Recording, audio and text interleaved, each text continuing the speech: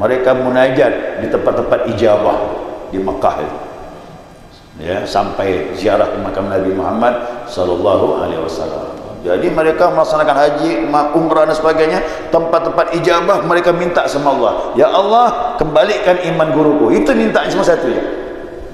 Ya Allah kembalikan iman guruku, sampai ziarah makam Nabi Muhammad sallallahu alaihi wasallam.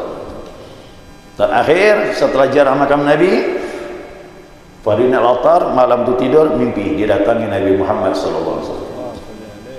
Kata Nabi, Allah mendengar doa kalian. InsyaAllah kau punya guru iman yang dikembalikan Allah, kata Nabi Muhammad SAW. Begitu. Akhirnya berangkatlah murid ini, Faridin ini, mengambil gurunya. Ternyata gurunya malam itu mendapat hidayah, nur hidayah masuk di hati dia. Baru dia sadar, udah jauh, udah aku keliru nih, sampai meninggalkan agama aku, kata dia. Bayangkan. Akhirnya dia dapat hidayah, dia pun tobat kepada Allah, dia bersyahadat kembali. Lalu dia tinggalkan istrinya. Istri nanya, mau ke mana? Kita cerai, pisah. Allah telah kembalikan iman aku, dan aku akan kembali ke Baitullah. Aku akan tobat di sana. Si istri pun dapat hidayah, enggak rupanya. Istri bilang, kau jangan tinggalkan aku, gitu. Aku istrimu yang sah, dan aku pun masuk Islam. Masuk Islam. Itulah hikmahnya tadi. Tapi cerita kan berbeda nih Pak. Jangan nak cuba-cuba.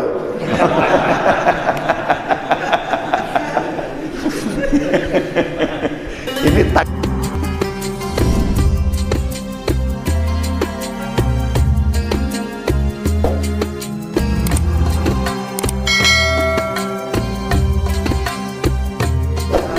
Bismillahirrahmanirrahim. Alhamdulillahi rabbil alamin.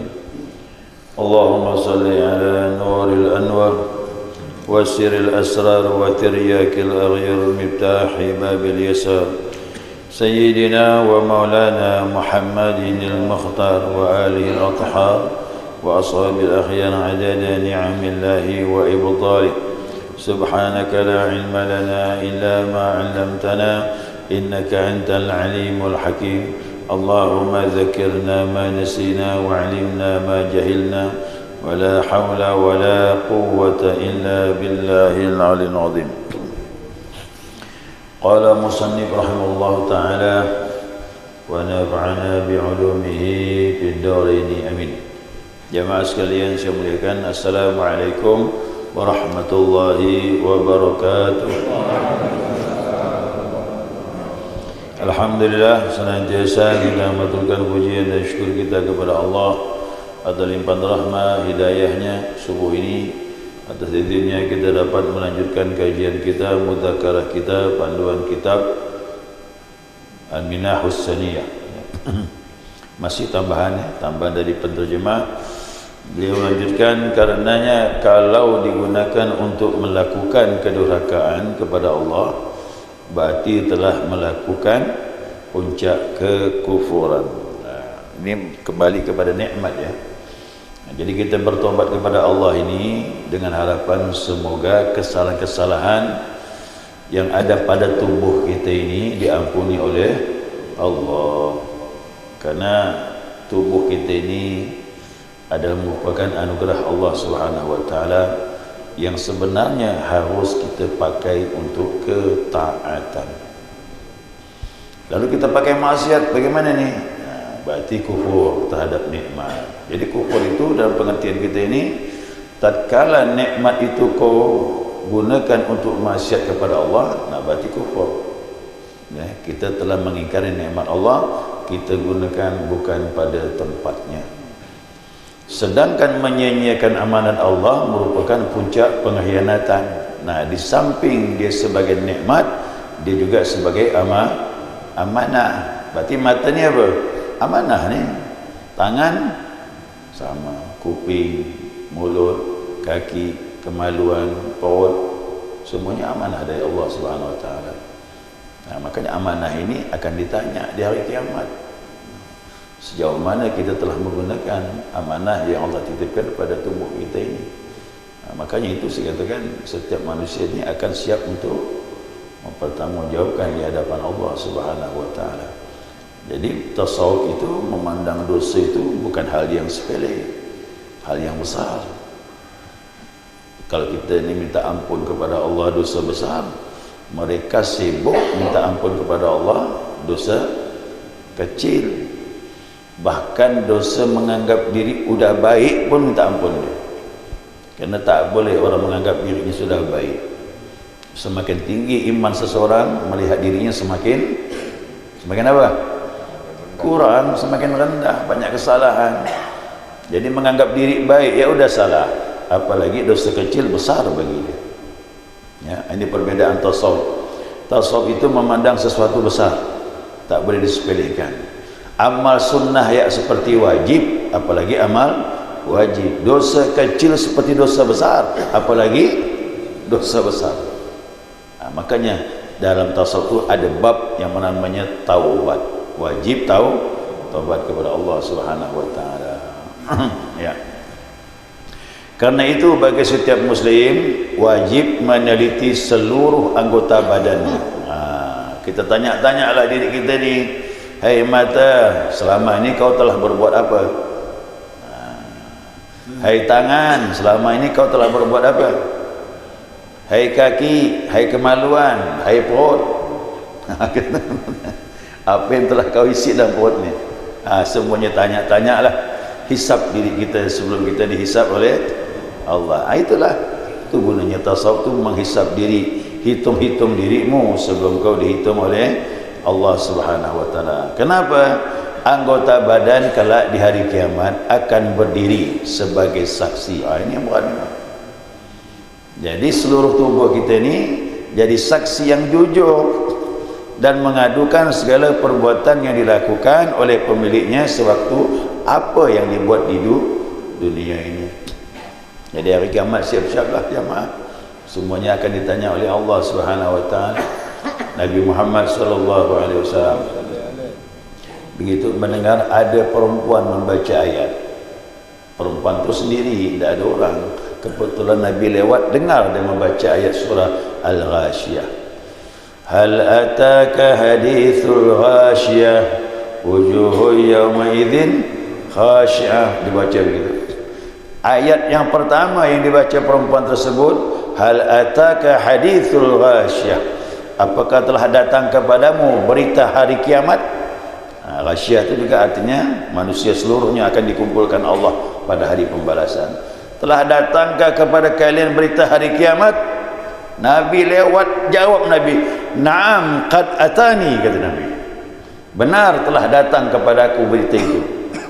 Sunnah itu. Apalagi ayat di bawah itu. Inna ilaina iyabahum thumma inna alaina hisabahum. Mereka akan dikembalikan kepada kami dan kami nanti yang menghisapnya, kata Allah.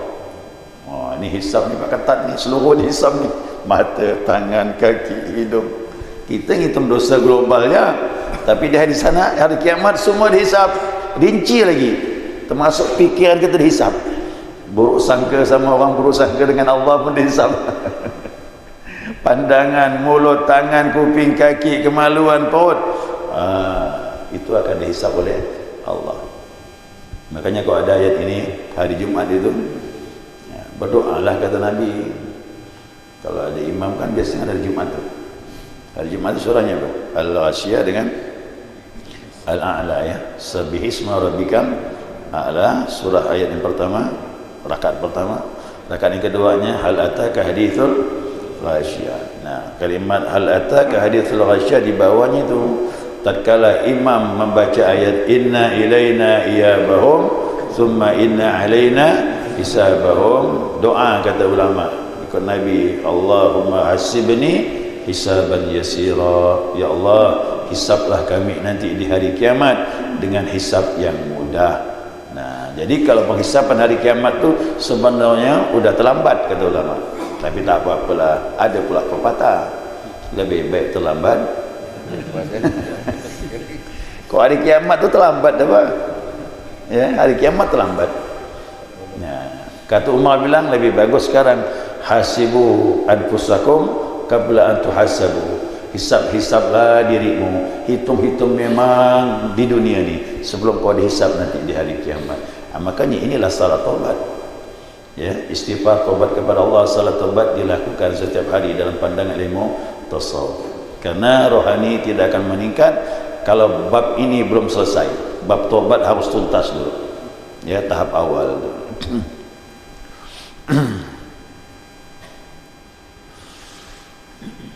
yakni pada waktu persidangan mahsyar.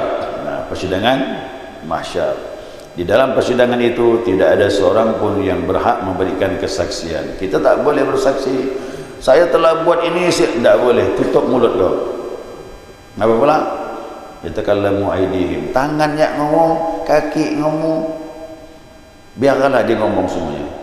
Kau tak perlu ngomong dengan mulut. Tangan ngomong sendiri apa yang telah dibuatnya. Kaki ngomong sendiri apa telah dibuatnya. Kemaluan ngomong sendiri apa yang telah kita buat. Perut kita juga.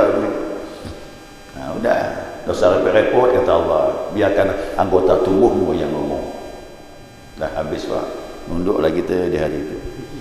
Ya, wujuh yaumidzin khashi'ah. Khusyuk semua wajah-wajah waktu itu menunduk semuanya. Nak ngomong tak berani. Apa yang diomongkan? Tangan ngomong. Kaki ngomong. Biarlah dia ngomong semuanya. Jadi masa-masa itu tu dah sebenarnya harus sudah selesai dari dunia ini Pak. Jangan sampai kita disusahkan oleh anggota tubuh kita ini nanti di hari kiamat. Nah, wajah-wajah tertunduk, malu.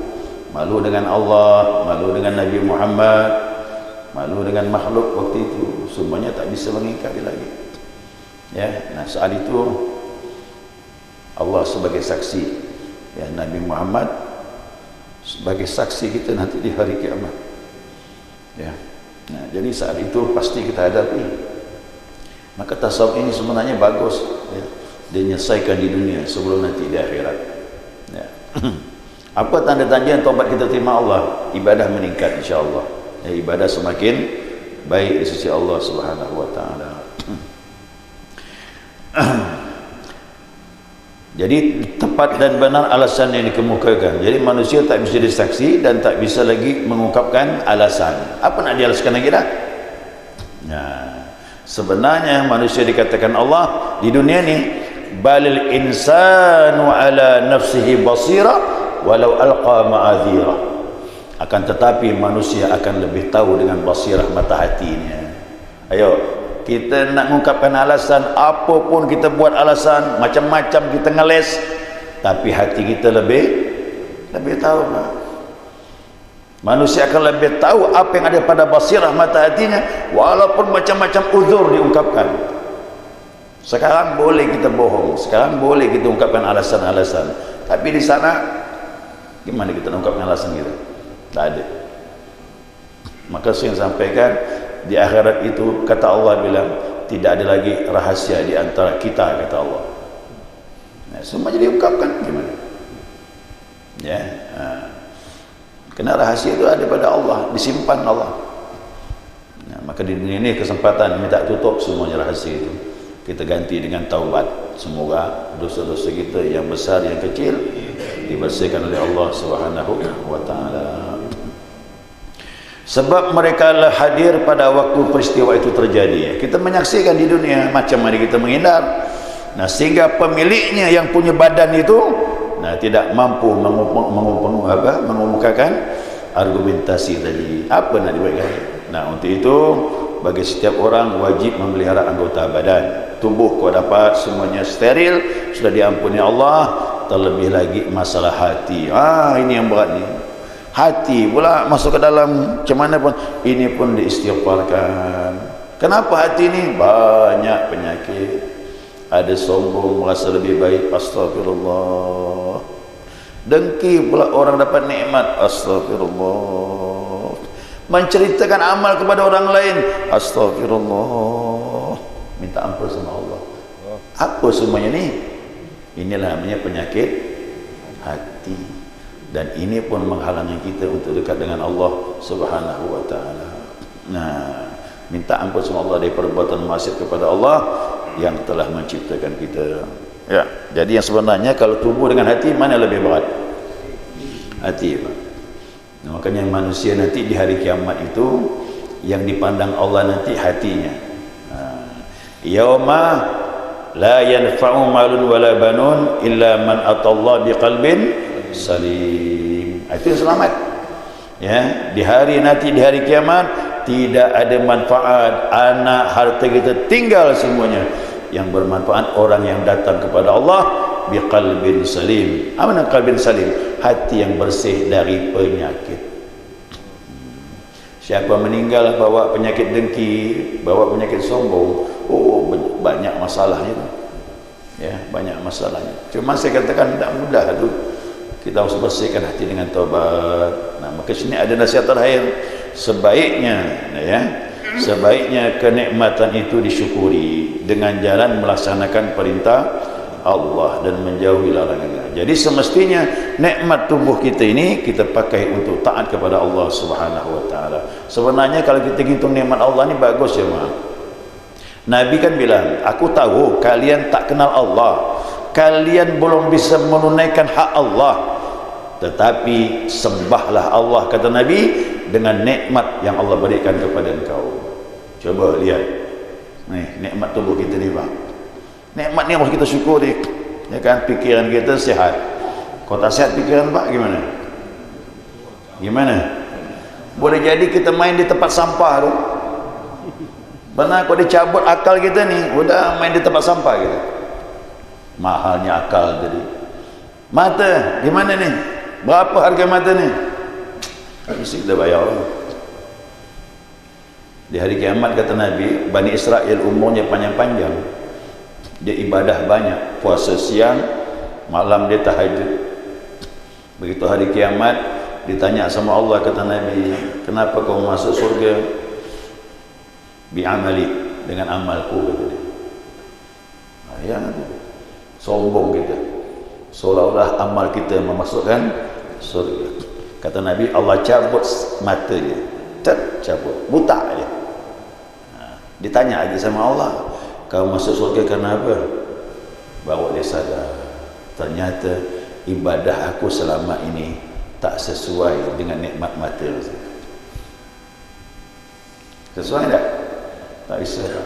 Bawa nikmat mata, belum nikmat kuping, belum mulut, belum tangan, kaki, kemaluan, semuanya sehat, baru dia sadar, ya Allah, aku masuk surga ni bukan dengan amalku. Kenapa? Amalku tak sesuai dengan nikmat yang kau berikan. Ternyata aku masuk surga dengan rahmat-Mu, ya Allah. Baru sadar. Jadi sebagaimana banyaknya kita ibadah tak sesuai dengan pemberian Allah Subhanahu wa taala. Ya. Nah, jadi nikmat ini harus dipakai untuk taat kepada Allah. Dengan apa? Memperbanyak zikir. Zikir ni mudah. Ya, mudah, murah, meriah. Tak ada banyak ongkosnya. Daripada pergi umrah mahal. Haji mahal, Pak. Zakat lumayan kalau cukup berhisap dengan haulnya. Tapi zikir ini orang miskin tak ada rezeki pun bisa untuk dekat dengan Allah Subhanahu wa taala. Dan mengesampingkan kebenaran dunia, jangan sampai kebenaran dunia melalui kita kepada Allah Subhanahu wa taala. Itu maksudnya, ya ayyuhalladzina amanu la tulhikum amwalukum wala auladukum an dzikrillah. Jangan sampai semuanya kita miliki melalaikan kita untuk ingat kepada Allah Subhanahu wa taala. Apabila melakukan kemaksiatan, cepat-cepat bertobat. Nah, ya, memohon ampun kepada Allah Subhanahu wa taala. Gimana Pak Ustaz? Kita ini ada tak peluang untuk maksiat? Ada. Jangankan jamaah, saya pun ada. Jangan disangka saya ini sudah maksum, saya bukan Nabi, tapi ada kemungkinan untuk berbuat salah pasti. Ya. Jadi jamaah saya sampaikan ni, kalau ada ulama berbuat salah, kira-kira memungkinkan tak? Bisa tak? Bisa ke mustahil? Bisa. Ya, kalau Nabi berbuat maksiat mustahil. Mustahil tu, Pak. Karena dia masuk ismah, terjaga dari yang haram bahkan yang makruh. Tapi ulama setinggi apapun masih memungkinkan bisa buat salah. Makanya jangan heran, jangan kita berpandangan picik kalau ada ulama berbuat salah. Bisa ada kemungkinan, cuma dia punya kelebihan. Apa kelebihannya? Dia cepat tahu ini dosa, lalu dia kembali kepada Allah Subhanahu wa taala. Itu kelebihannya. Jadi ulama berbuat dosa ada kelebihan. Makanya saya katakan ada kisah, ya kan, Abdul Qadir Jailani qaddasallahu sirrah didatangi seseorang, orang ini suka minum, pemabuk, ya, banyak nak pemabuk ni Pak, banyak, di mana-mana pun ada, dah di sini di Arab Saudi pun ada, cuma tak kelihatan, sembunyi-sembunyi je dia, ya. Apa ke Indonesia ni mudah dibeli, di sana kan tak ada tokonya, sini banyak tak toko tu, kan mudah. Jadi dulu pun zaman Abdul Qadir Jailani di Baghdad ada pemabuk, peminum. Nah, begitu dia datang sama Abdul Qadir Jailani qaddasallahu sirrah, ya Syekh, maaf aku mengganggu. Ya namanya sufi itu kan, orang kotor macam mana pun tetap dia datang ni, dia tahu ni hamba Allah. Nah, jadi kalau ulama tak tahu ilmu tasawuf, kadang-kadang tak mau dia tu, orang mabuk ditinggal ni. Hanya orang tasawuf Pak peduli dia. Orang mabuk dia datang. Ya Syekh, mohon maaf aku mengganggu. Apa? Aku ni suka minum. Ya. Kira-kira dosa aku ni Allah terima tak taubat aku? Terima, kata Syekh. Yang penting kau tak syirik. Kalau syirik betul syahadat. Kalau tidak dosa apa sebanyak apapun, peluang Allah untuk mengampuni kau. Yang penting kau datang minta ampun kepada Allah, Allah sambut dengan pengampunannya. Baik Syekh. Yang kedua, kira-kira aku ni kalau bertobat bisa tak jadi macam kau? Oh, iya tu. Tinggi tu Pak. Ini wali depan ni. Ulama wali lagi. Bisa tak kalau aku tobat ni bisa jadi macam kau ni? Bisa, kata Syekh Abdul Qadir ni. Tak ada mustahil. Maka tasawuf tak pakai syarat ya. Orang maksiat bisa jadi wali Allah. Ya, kalau mau ngajar di universitas ada syaratnya. Ilmu harus mantap Pak, dengan ilmu alatnya. Ini tidak, orang maksiat bisa jadi wali Allah. Itu hebatnya tasawuf, tak pakai syarat dia. Yang penting ada pembimbing. Ya, ada mursyid pembimbing jadi dia. Nah, insya-Allah kata Syekh bisa. Tidak ada yang mustahil. Nah, terakhir mohon maaf aku tanya sama kau, kau seperti ini bisa tak dengan kehendak Allah kau jadi maksiat macam aku? Tak bisa jawab Syekh, nangis. Nangis dia. Nangis dia Pak.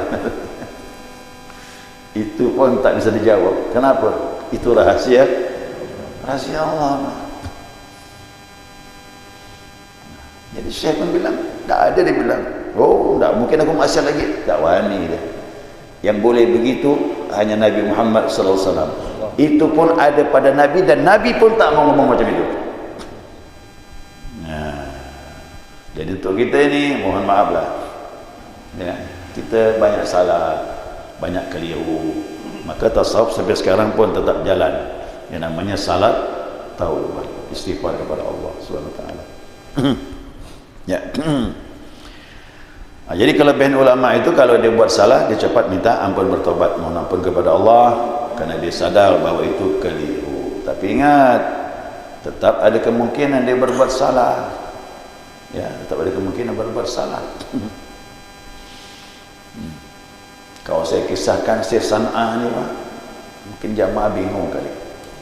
Syekh San'ah gitu. San'an bukan San'ai, San'an. Nah, bayangkan muridnya 300 lebih. Ya, dia bimbingnya untuk dekat kepada Allah. Tapi sayangnya tadi dia tergelincir dengan seorang perempuan Nasrani. Dah cantik Nasrani tadi itu. Memikat pula hati. Akhirnya lambat laun dipandang semakin cantik. Hati sudah terpukau. Dia pun melamar perempuan tadi. Perempuan itu bilang, tak bisa, kita tak kena kahwin, kena agama kita beda. Kau masuk Islam lah. Dah, aku tidak bakal masuk Islam kecuali kau masuk agama aku. Oh, tak mau dia, lari dia, balik ke rumah merenung. Besok tambah rindu, lusa tambah lagi rindu. Mabuk kepayang. Ya, singkat kisahnya, memang perlu waktu dia, tapi akhirnya kena ujian datang, dia terima syaratnya, keluar dari Islam, kawin dengan perempuan Nasrani itu. Murid 300 menangis, Pak. Nah, cuman ada satu murid itu sufi besar terkenal itu, dia ada ngarang kitab namanya Mantiqut Tayr, percakapan burung, perjalanan orang menuju kepada Allah. Salah satu muridnya namanya Fariduddin Al-Attar, ada kitabnya, Pak, Fariduddin Al-Attar. Itu salah satu murid daripada Syekh San'an itu. Ini kisahnya panjang, Pak, cuma saya singkat jalannya karena waktu pun habis. Lalu si murid tadi tahu guru tergelincir masuk agama itu. Kemudian yang lebih menyedihkan, tatkala Syekh San'an ini ingin kumpul tidur dengan istrinya, istrinya tidak mau. Dengan syarat, dia bilang, aku ada memelihara ternak babi, kau urus 1 bulan dulu. Dikerjakan ya, Pak. Mau kumpul sama istri tadi itu. Kisah ini rasa-rasa tak masuk akal, tapi terjadi. Dicatat oleh muridnya itu, Fariduddin Al-Attar, kisah guru dia.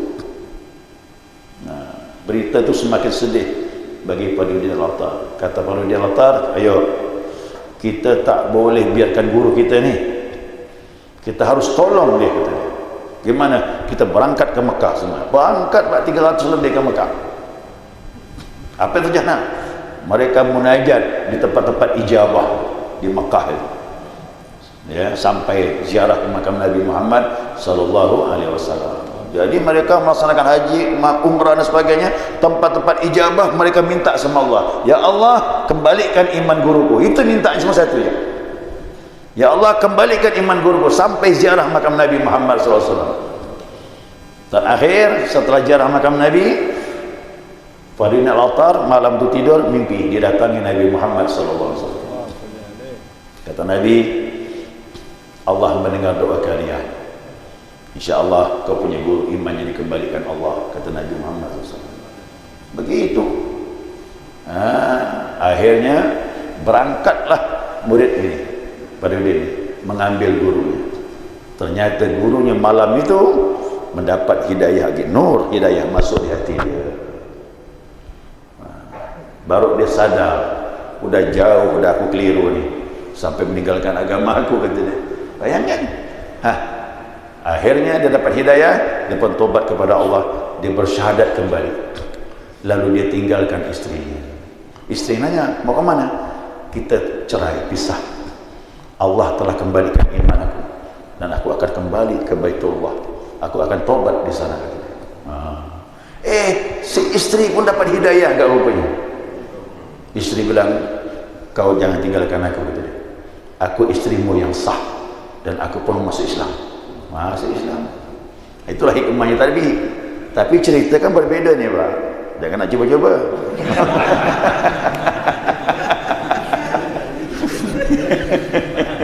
Ini takdir orang tidak ada yang sama nih.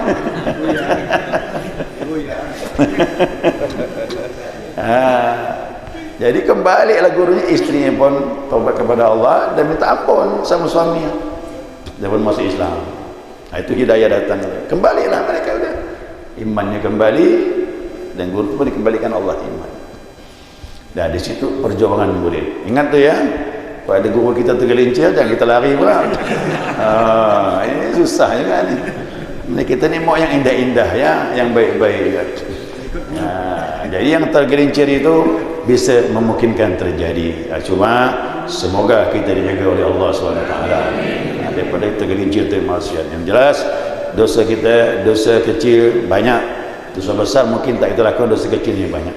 Bahkan dosa-dosa penyakit dari di hati kita pun mohon ampun kepada Allah SWT, supaya perjalanan kita semakin mulus untuk mendekatkan diri kepada Allah SWT. Ya, demikian. Subhanakallahumma wa bihamdika asyhadu an la ilaha illa anta astaghfiruka wa atubu ilaik. Allahumma shalli ala Muhammad.